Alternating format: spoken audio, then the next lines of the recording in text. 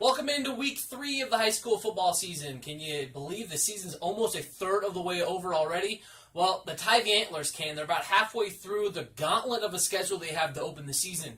This week they host 6A number 13 San Angelo Central. The Bobcats come into Antler Stadium loaded. Wide receiver Aaron Wooten has an offer from SMU already.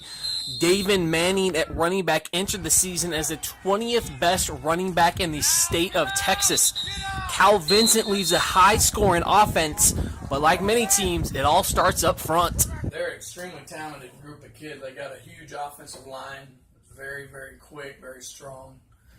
They have a real good running back that does an extremely good job. A quarterback is off the chart good, and then they have a receiver, number 11, I believe, that is just a tremendous talent. So they have real good players on offense, and they've been lighting up the scoreboard the first 2 weeks of the year, and they got a defense that will really get after you. So they're a very physical football team and a very talented team. The Antlers aren't focused on the possibility of 0-3. They're more looking out for the effort on the field and making sure it stays consistent for all 4 quarters. We'll have to control the ball, get some first downs. We're not going to try to play at a real fast pace. We're going to try to be real deliberate. We're going to try to execute, move the ball, move the chains.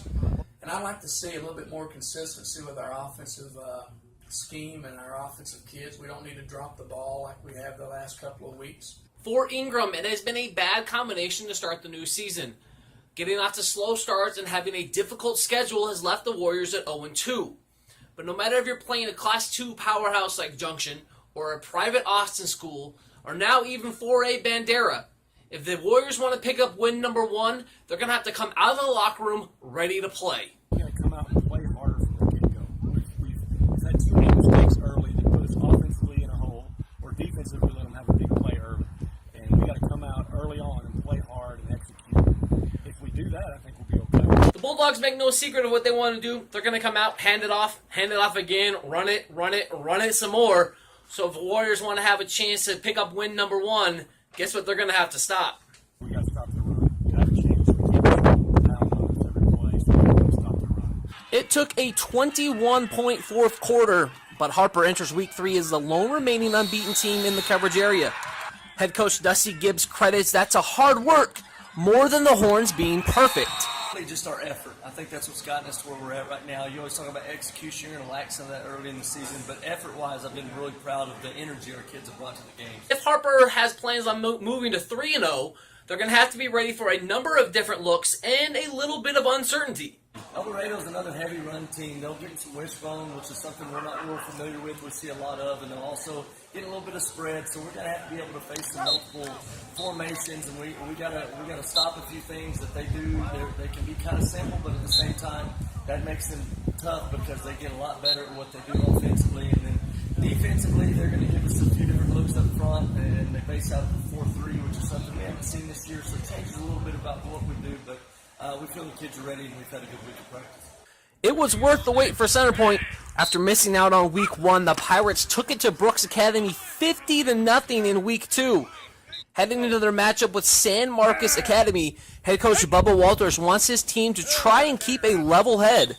That we don't allow last week to carry over like we're better than we think we are. To keep working to get better. You know, I mean, we played well, but we have to continue to work better. Each week we play a tougher and a tougher and a tougher opponent. The Bears' offense has struggled in the early going this season, but that's not due to any lack of playmakers. They throw the ball quite a bit. They're going to be in a doubles formation most of the night. They don't do anything tricky. They're going to line up and what they're doing. They've got a really good running back who's also their middle linebacker. And I think he's like a 6'7" tall wide receiver. So it's something we're going to have to watch. Comfort is the proud owner of Week 3's second most difficult matchup. The Cats head to Mason to take on the Purple Punchers. They're always good. They're going to hit you. They're going to play with tradition. They're very sound. So we've got to be prepared. We've got to give it back to them. Control the football, keep the ball moving.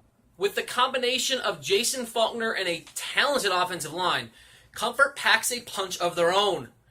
However, the Bobcats want to deliver a series of body blows rather than going for the knockout punch. I'm hoping we can control the football and run the football. We don't have to, but we want to. We can control the ball all the game and go down and score about 28 points. Injuries hit OLH hard last week, and the Slim Pickens on the Hawks farm will be challenged this week against New Aces Canyon, who is stepping down from 11-man for their first meeting with the 6-man Hawks. We're not familiar with them at all in terms of, our previous history. They're stepping down from an 11-man program. It's their first year in 6-man and probably some decades since they last played 6-man. So we've never seen them, on a scrimmage format or game format. Just on film, what they look like is they've got some good-looking athletes. They run the ball pretty well, do a good job of managing the game, making guys miss an open space. The early season is a learning experience for most teams, and Ramirez wants to make sure his team can process the message and be ready for a difficult district task. I just want to see how they respond. We've told them we've got a tough district, we've got a tough schedule. There's going to be some times where we're going to be trailing. There's going to be some times where we're going to figure out how to bounce back, how do you respond to it, how do you correct those mistakes and not linger on them mentally, and then carry that over to the practice field, and then what we do in the practice field, carry that over to the game field. Coming off an impressive Week 2 win over Austin Travis, Fredericksburg welcomes Burnet, and the Billies are focused on what they can do to keep getting better week by week.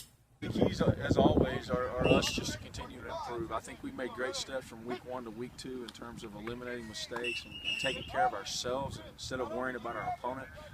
We're always going to worry about Burnet because they're such a quality program. As impressive a win as it was, the Billies still have some areas that need to be shored up. And if Fredericksburg can't get those taken care of Friday night, they may be in need of some dental work come Saturday morning. We had a great night the other night against Austin Travis, and we had an offensive explosion, 500 and something yards of offense. But we turned the ball over 3 times. And, if we turn the ball over 3 times against Burnet, we're going to get our face kicked in. So we've got to make sure we take care of the football on offense. And then on defense, we've got to be able to accommodate and be versatile to all their different sets and the things they try to do. And they do such a great job that it makes it very difficult. That does it for what could happen on Week 3. Check back on the scoreboard show to see what did happen on Friday night from all across the area. Go online or pick up a print edition to see the full game story from Tybee and Fredericksburg, as well as highlights from the rest of the area teams. Check back next week as we preview Week 4 action as the season hits the first quarter mark.